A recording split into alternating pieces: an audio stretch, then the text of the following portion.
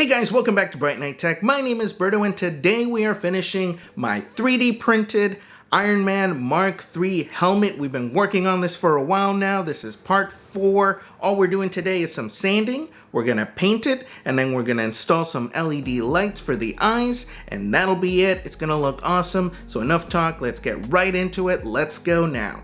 Alright, so last time we put our last layer of fillable sandable primer on this, and now we're going to go ahead and start sanding. I'm going to start at, I think it's 120 grit, and we're going to go all the way up to 3000 to try to get this as smooth as possible. So let's go ahead and get started. I'm going to hit this right here. We're going to start slow. Hit every part of it. We're going to get this as smooth as humanly possible. Okay, so here is after the first go. So you can see we got a lot of that off and we're just going to keep going. I am going to take this file and try to do the ears here because it's such an awkward spot. You can't really use sandpaper. I tried. So this file is the best way to do this. Hopefully nobody notices how bad it is.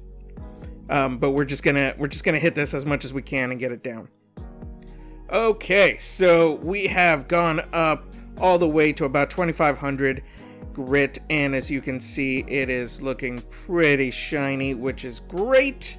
We're gonna go and do one more sweep of it, but as you can see, it's looking great. It's looking fantastic. I'm super happy with it. All right, final go at it. We're gonna go 3000 grit all over it. We're gonna get this even smoother. Here we go. All right, looking good, just every single spot that you can. Okay, after I got it all nice and smooth, I went ahead and did the black parts of it, which are very, very tiny parts. I went ahead and taped it off and hit it with this black matte spray paint that I have. And as you can see, it looks pretty good. A couple little flaws here and there, but we're gonna fix those a little bit later with the paintbrush. But other than that, it's looking pretty good. I'm really happy with it. Now we're gonna go ahead and hit it with some gold. Okay, here's the gold. It looks beautiful, super shiny, super reflective. Unfortunately, I'm about to mess that up because I didn't notice something. Also, can you tell where I also messed up?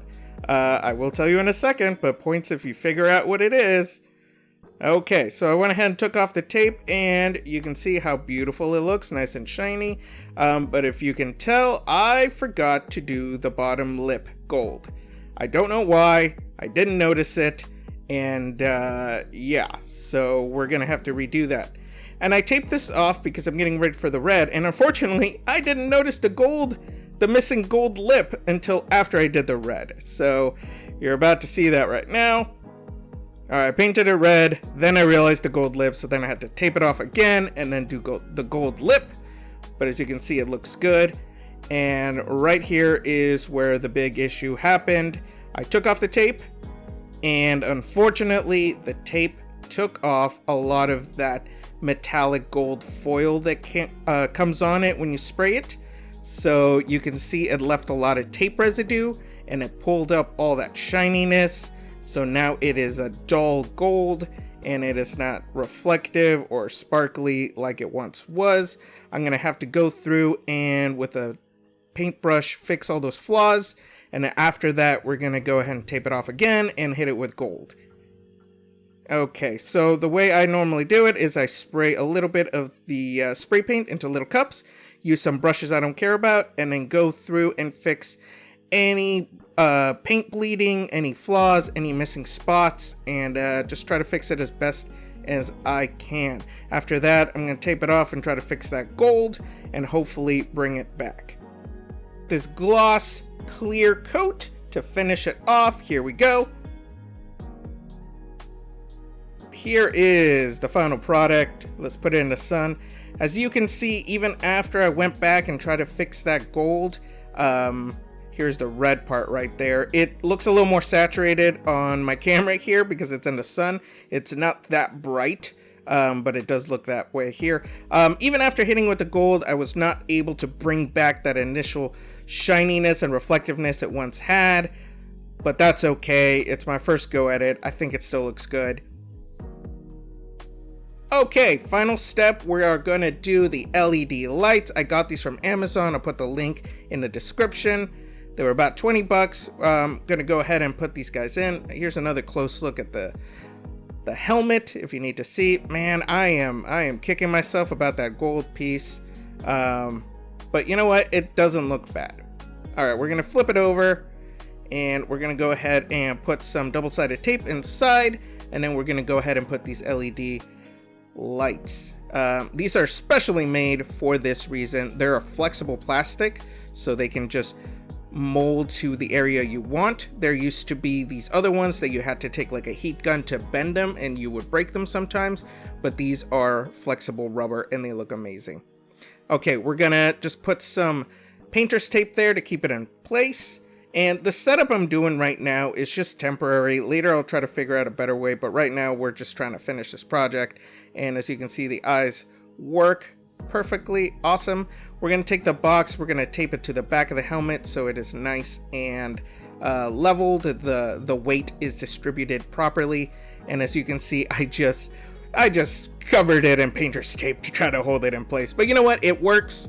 And that's all I can ask for. And the lights look blue here. They're actually white, but they're showing up a little more blue on the camera. But look at that. In the dark, it looks amazing. It even lights up the bottom stand. Here's another look. If you're wondering about the stand, I got it from Thingiverse. It is a Sentinel prop stand. He does a lot of cool stands for this. Definitely check him out. I'll put the link in the description. But yeah, I'm super happy with this.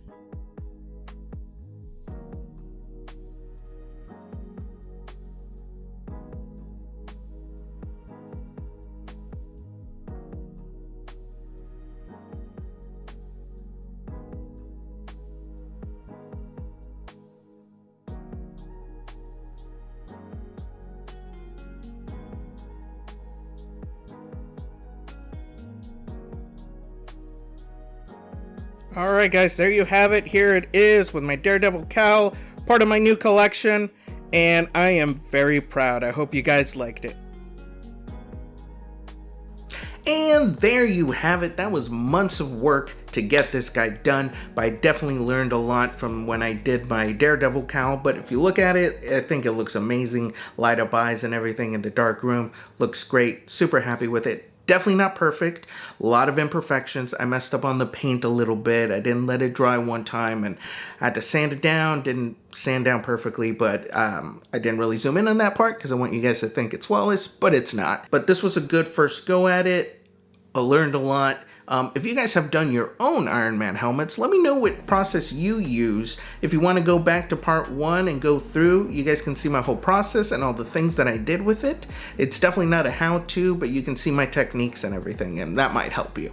But let me know what you did. I'm always curious to know what other people do and always willing to learn new techniques. But yeah. Thanks for watching. If you have any questions, go ahead and put in the comments below. Don't forget to subscribe and hit that bell button for notifications. And we will see you next time.